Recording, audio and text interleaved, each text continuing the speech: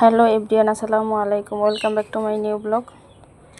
আজকে কাঁঠালের বিচি আর চিংড়ি মাছ দিয়ে মাখা ঝোল রান্না করব। তো এখানে আমি কাঁঠালের বিচি আর পটল কেটে নিয়েছি, আর দুইটা চিংড়ি মাছ নিয়েছি, আর পেঁয়াজ রসুন কেটে নিয়েছি। এগুলো এখন যে চিংড়ি মাছটা ছোট ছোট করে টুকরো টুকরো করে কেটে নিয়েছি, আর পেঁয়াজটা বেটে নিয়েছি। এখন এই যে পেঁয়াজ দিয়ে দিলাম কড়াইতে, একটু তেল দিয়ে দেব। এখন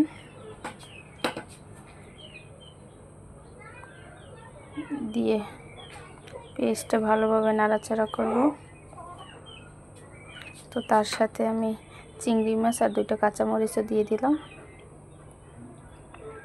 এই চিংড়ি মাছটা এমন একটা জিনিস, যে তরকারিতে দেবেন সেই তরকারির স্বাদ করবে, সেটা অল্প হইলেও অনেক স্বাদ হয়। তো এই যে এখন আমি পেঁয়াজটা লাল হয়ে আসছে, তারপর আমি পানি দিয়ে দিলাম।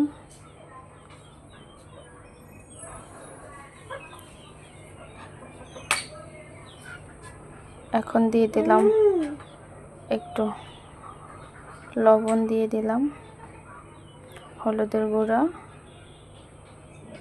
মরিচের গুঁড়ো, যে যেরকমের খায় মরিচের গুঁড়ো সেইভাবে ঝাল দেবেন। তো দিয়ে ভালোভাবে নাড়াচাড়া করলাম।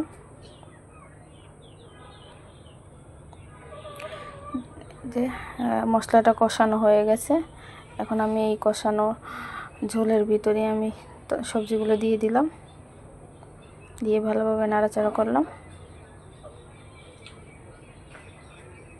নাড়াচাড়া করে ভালোভাবে মশলার সাথে মাখিয়ে নিলাম। তারপর আমি ঢাকনা দিয়ে দিব। তারপর একটু সিদ্ধ হয়ে আসলে আমি ঝোল দিয়ে দেব। এই যে সিদ্ধ হয়ে গেছে, আমার কাঁঠালের বিচিও সিদ্ধ হয়ে গেছে। একটা কেটে দেখলাম যে সিদ্ধ হয়েছে কি না, কেটে গিয়েছে।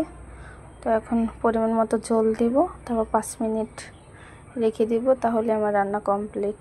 তো ভিডিওটা কেমন হলো অবশ্যই কমেন্ট করে জানাবেন। আর যদি ভিডিওটা ভালো লাগে তাহলে যদি চ্যানেলে নতুন হয়ে থাকেন তাহলে চ্যানেলটাকে সাবস্ক্রাইব করে দিবেন, যাতে পরবর্তী নোটিফিকেশন যায়।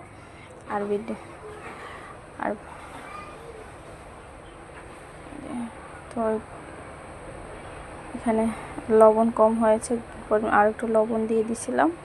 তো এই যে আমার রান্না কমপ্লিট।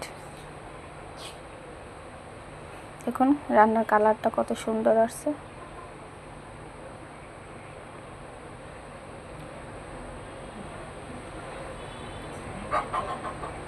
তো ভালো থাকবেন, সুস্থ থাকবেন। আল্লাহ হাফেজ।